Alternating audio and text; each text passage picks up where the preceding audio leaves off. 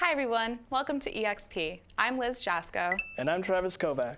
Today we're going to be talking about Assassin's Creed 3, the new DLC coming out for Skyrim Dragonborn, and the new game PlayStation Allstars Battle Royale. We'll also be talking about Halo 4 and my personal favorite, The Hobbit, along with some other sweet stuff. Right on. Well, saddle up and let's go.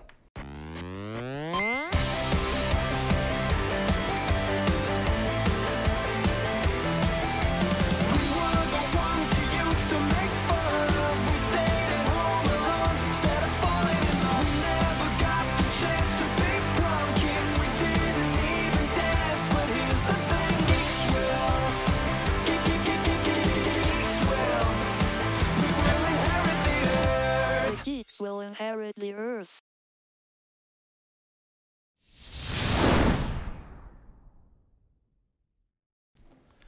On October 29th, Google came forth and released two completely new Nexus devices, as well as a version of the already popular Nexus 7 tablet that supports 3G.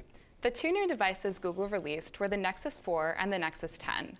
The Nexus 4 is manufactured by LG and features a speedy 1.5 GHz quad-core processor, a generous 2 GB of RAM, a 720p display, and more. The Nexus 4 is a large improvement from Google's previous flagship Android phone, the Galaxy Nexus. Nexus 10, manufactured by Samsung, is Google's entry into the 10-inch tablet market, a market highly popularized by the iPad.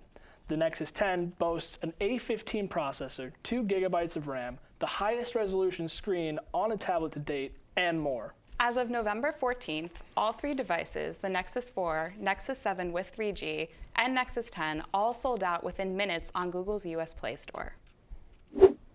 Hey Travis, what time is it? It's Adventure time! Adventure Time! The cartoon show Adventure Time's 5th season began on Monday, November 12th, with a double feature of 2 new episodes. Our favorite adventurers, Finn and Jake, are at it again. Does the Lich still exist? Why was Finn's arm all robotic in that altered reality? Will we ever see Bartram the Mule or Prismo again?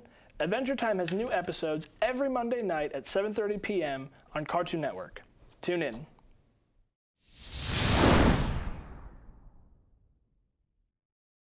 All right, all you Dragonborns out there, the moment you've been waiting for is finally here. Bethesda has released their 3rd DLC installment of the Elder Scrolls Skyrim, named Dragonborn. If you're wondering what the new DLC is about, the name says it all. In Skyrim's new DLC, your character will be embarking to Solstheim, which any Elder Scrolls fan would recognize from Morrowind's Blood Moon expansion. While there, you will encounter new enemies, new weapons, new armor, and new mounts. That's right, after a year of waiting, players will finally be able to ride the dragons they have gotten so used to just slaying. Dragonborn's story takes the player on a journey of truly epic proportions as you hunt down the first Dragonborn in an attempt to stop him from coming back and destroying the world. If you've played Skyrim and feel like it's losing its luster, Dragonborn is the DLC that will surge life back into the game. Dragonborn comes out on December 4th for the Xbox 360 and will be priced at 1,600 Microsoft points. Despite being assassinated 3 times at New York Comic-Con,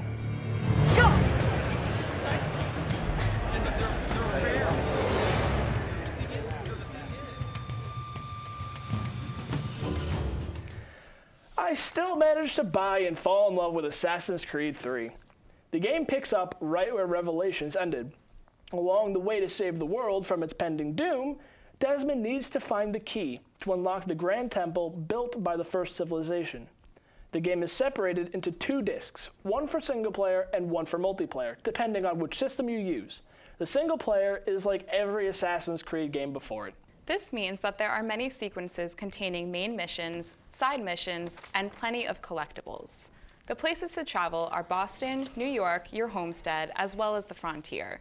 The Frontier is the perfect example of how much this game is different from its predecessors. It is visually astounding, with noticeable changes evident between the seasons. The animals in the game add a new aspect of hunting. The animals need to be taken down in different ways so that you can save and then sell their pelts. You can sell them in the markets along with the rest of the stuff you get from people living on your homestead, which replaces the villa from Assassin's Creed 2. Before release, Ubisoft said that their new engine would allow for more characters to appear on the screen at a single time, and they really kept their word. Another aspect that Ubisoft adds is naval combat. The naval combat is different from normal Assassin's Creed combat, obviously, in that you need to both steer your ship as well as tell your crew where to fire. It takes a little getting used to, but it is still a great thing to add to the franchise. Multiplayer is almost unchanged from Revelations, except there is the addition of the new game mode called Wolfpack.